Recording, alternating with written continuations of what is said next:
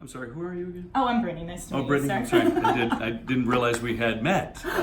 No, Britt sits and does great work as our stage manager, and you're always the happiest person in the room.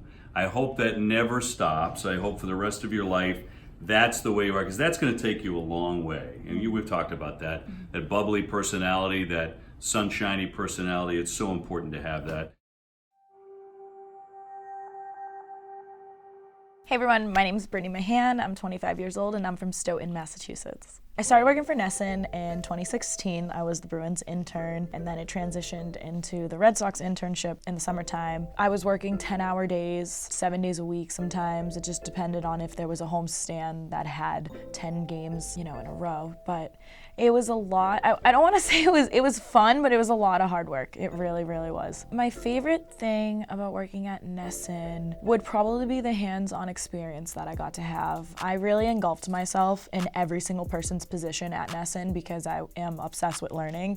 So whether it was the director, the producer, the camera guy, I really asked a ton of questions, and I was able to literally sit next to anybody who I wanted to shadow and learn all inside and out on their position, which I think has definitely helped me and has definitely given me the leverage that I have in my own life to start my own production company. And my best memory would be, oh my God, there's so many. I'll never forget the first day I stepped onto Fenway's field, because when I only went to like one Red Sox game when I was a kid, but it was with my dad. And at the time when I started with Nesson, my dad wasn't in my life.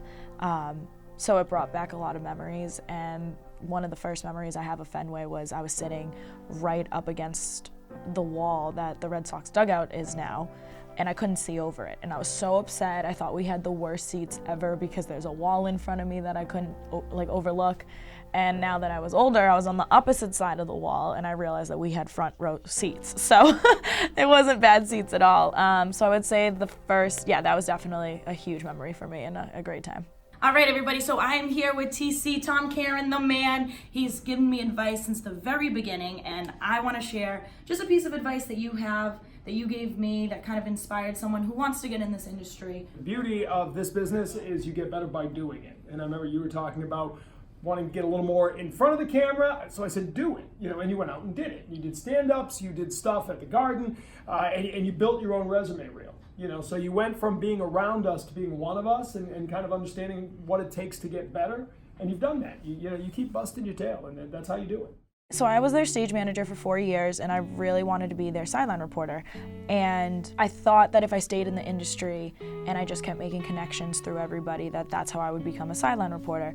However, you definitely need to get in front of the camera if you want to be in front of the camera in front of millions of people. It just is logical and it makes sense. When COVID hit, the whole sport industry shut down. That's really the main reason as to why I'm not there right now. When I found out that COVID was a thing, it was the most difficult moment of my life, because I didn't just lose Nesson. I had like 4 other jobs trying to support myself, and I lost everything. So I went to a really dark place at the beginning of COVID. So to be here right now means the world. Being a part of Nesson, I got to ask myself a lot of questions, the life questions that everyone finds extremely difficult, like who are you, what do you really want, what do you like? And when I started kind of fading out of Nesson, those questions just started to scream at me. And I come from like a very troubled background, so I had a lot of healing that I had to do, and I came up with this idea called Beautiful Broken, because I do believe that we're in a world right now that is incredibly broken, but if you can still see the beauty in it, then there's still hope. So through feeling lost, feeling depressed, feeling like I wasn't good enough, feeling like I didn't have anyone on my side, I created Beautiful Broken to give a platform to all those people, especially millennials, that society likes to put down, that we do have a voice and we do matter and we are important. And just to the younger generations, I will always have Beautiful Broken is going to be a platform for younger generation who want to get into the production world, and they need a stepping stone, or they want a family who says, you know what, you are younger, you may not know everything, but we're here to teach you and help you learn. We live in a world where people of all ages and body types surround us. Some of them with the most beautiful smiles.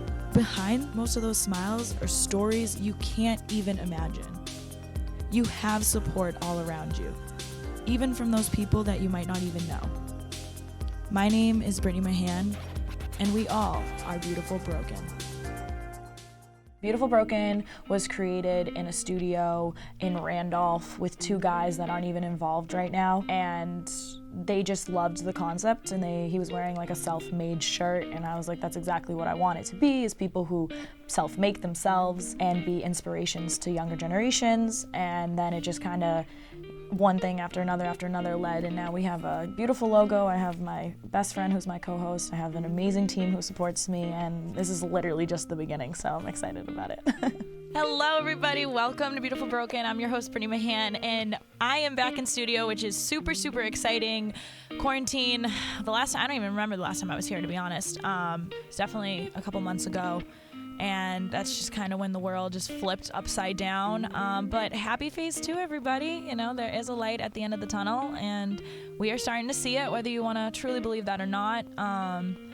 Not everything terrible lasts forever, which is a good thing. I think doubt sneaks into a lot of people's minds, and Definitely. that's what prevents somebody from making it and making their dreams a reality, and someone that doesn't do anything with their life because one person chose to believe, like, you know what, even though it's scary, even though I'm doubting myself, I'm going to do this. I think what I really want to talk about is, like, why do people change their outside appearance anyways?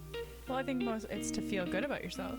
Right. Really. Right. And most people do it for themselves, but then other people. Well, obviously, sometimes it's not just for yourself, but it's about, if, say, you like somebody or you want to impress someone else. It could be both. It's not just about yourself, but sometimes it's about trying to get a certain someone's attention.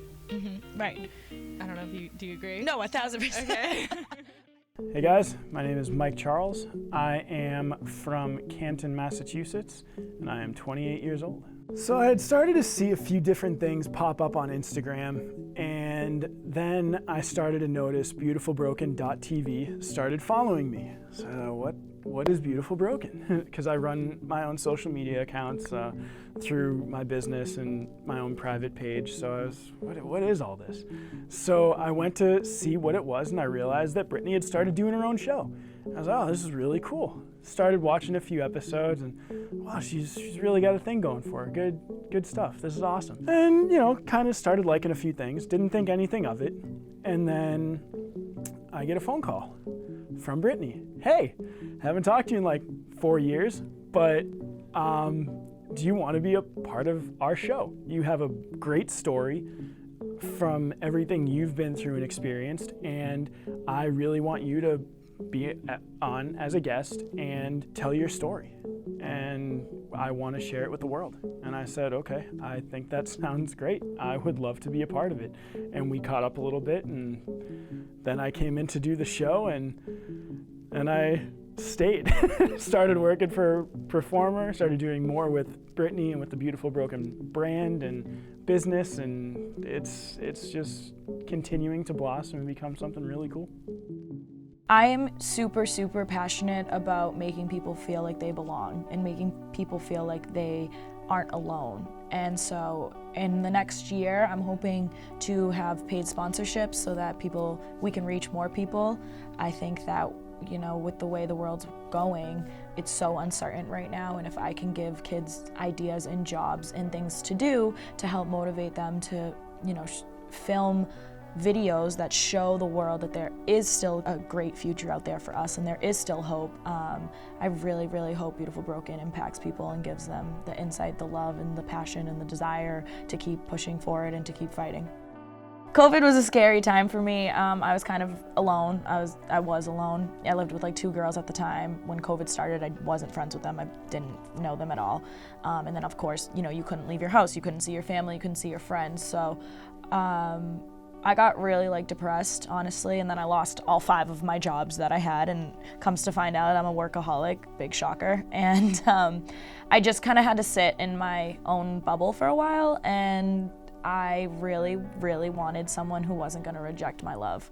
And dogs don't reject love. They accept it unconditionally, and then they give it unconditionally. So I started walking dogs, and they are the best things that God has ever given this earth, I swear to God.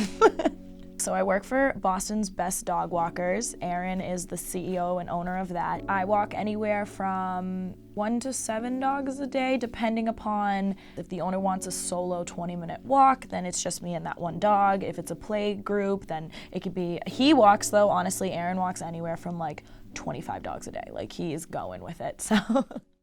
At the time, I didn't have like a job, I didn't have, everything. I was collecting unemployment, and then someone reached out to me on Instagram and was like, have you ever considered doing Miss Massachusetts? And I am not a pageant girl at all. I don't know, I always just heard certain things about the pageant industry, and I just didn't know if that's where I wanted to go. But, I said, why not? It's in March. It's March 13th and 14th, so if you want to check it out, please do. And I said, you're going to give me something to look forward to and get in the best shape for, and so I'm just going to try it. So my plan to prepare for the competition is honestly just to mentally become like so hyper-focused on my goal of winning. Honestly, I do envision winning every day, and I do say like I am Miss Massachusetts 2021, and I just am very excited about it. I imagine, putting on that crown, putting on that sash, my family's cheering for me, feeling very proud and confident, and then so by envisioning that, it then motivates me to wake up early, to go to the gym every day, to watch what I'm eating. I already got my gown and like my dress shoes, so it's just I think it's a lot of just a confidence building and knowing that, you should win. Okay, so in a few years, I definitely see myself being a full-time CEO, making a profit off of Beautiful Broken, having sponsors, going to business meetings. I want to produce content every single day. Hopefully my show picks up. Maybe we have my show a couple times a week. I just see us becoming a bigger family that actually gets to come together. I want to have events twice a year, and I just see that it growing into a community of people who you may not have ever thought could be your friend, and then they end up being one of your best. I would tell my younger self to love herself, because she definitely did not. And everything that she ever did was to make other people approve of her.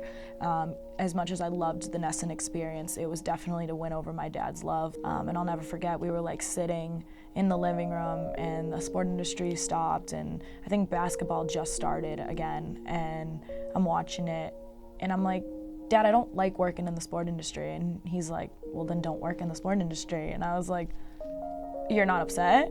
And he was like, no, Brittany, like if that's not what you want to do, then why am I going to be upset about that? And I just remember my whole little belief that that's what my dad wanted me to do my whole life just like shattered in front of me. And I was like, I have some things to evaluate. So I would definitely say, love yourself first and figure out what you want out of life before you try to impress everyone else around you, because they might not even care.